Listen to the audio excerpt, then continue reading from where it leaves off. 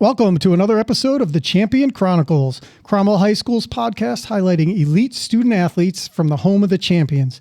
Today's episode features Matt Gish and his road to the state championship in wrestling at the 165-pound weight class, and our host, Aubrey Kulpa. Welcome back to another episode of Champion Chronicles. Here we have Matt Gish, who has had a great run this year for the wrestling team, the co-op team for Portland and Cromwell.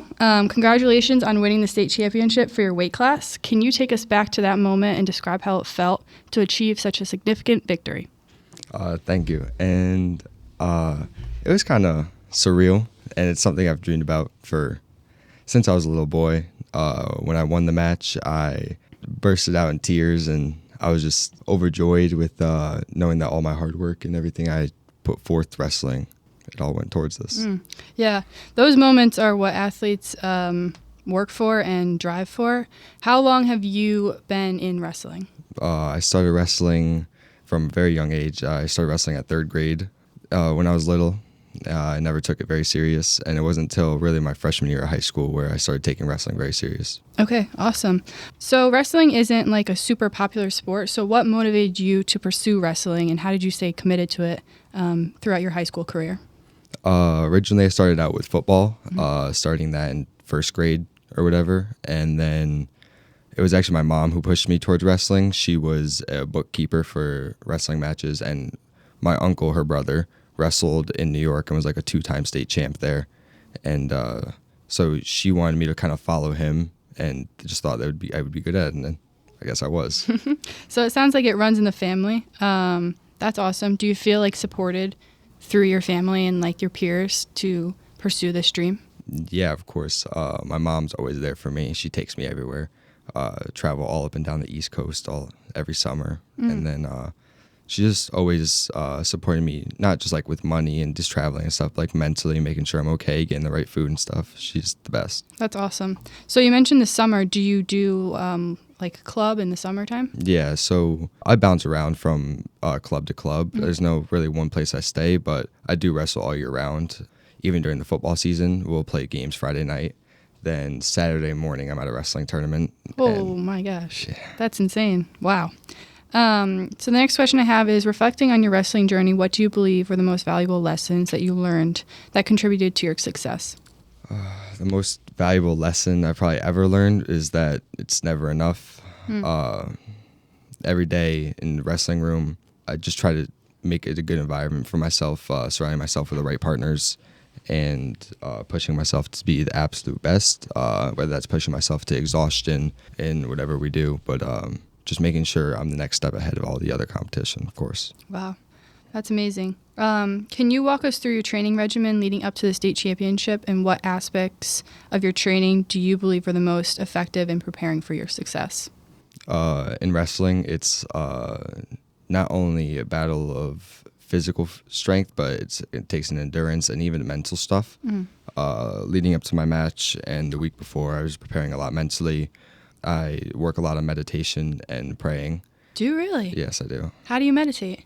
A lot of the time, I'll just lay down on my back with my arms out and just kind of like feel the earth in a way. It's like, I don't know.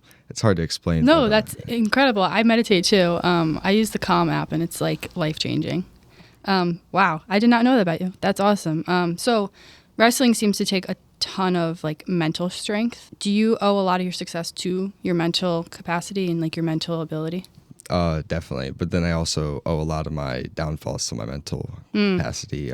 Yep. Like when you're down in a match and like you're down, it can be hard being up on yourself. And but I think my mental capacity, referring to the state championship, is what got me there. Wow. And just knowing that I have to overcome these different things in my way.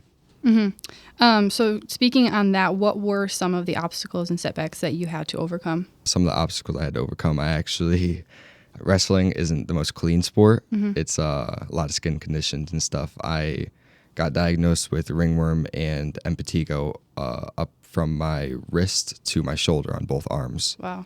And in order to wrestle and compete, I had to go through many doctor appointments and spend lots of money through ointments and all that stuff. So that was very draining, and it made it really hard to focus on the actual wrestling aspect, just like because might not even been able to compete if I got disqualified essentially. Wow, that's crazy. How does a person like get that?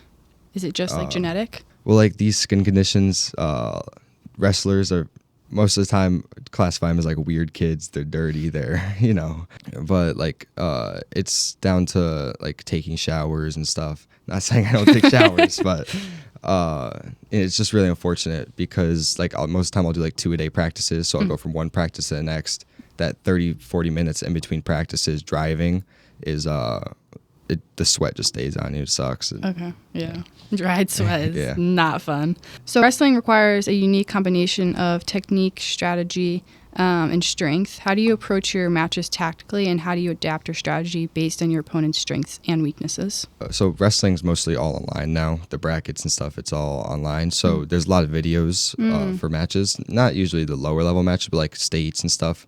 All those matches are recorded and published. So I get to watch a lot of film on who I'm going to wrestle. Okay. And I kind of have I always make a game plan going into each match. Like I know like this kid's like a heavy on his right foot or something like that. And most of the time at a tournament, I'll go like behind the bleachers.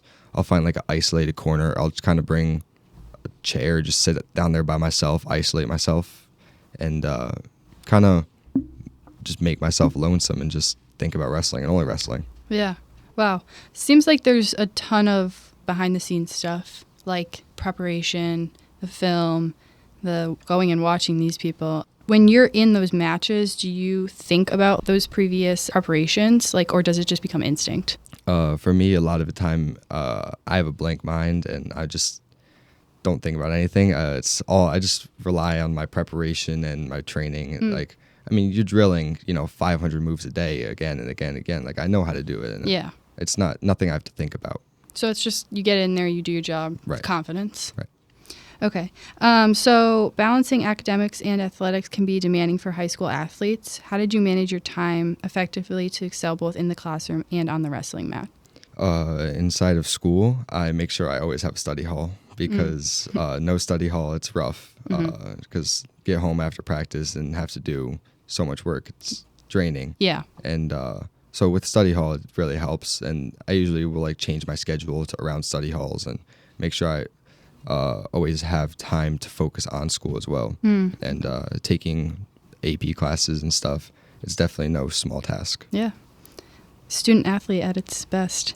The next question I have for you is, who has been the biggest influence or mentor in your wrestling career, and how have they helped you shape your success? I'd probably say this guy named Dan Harding.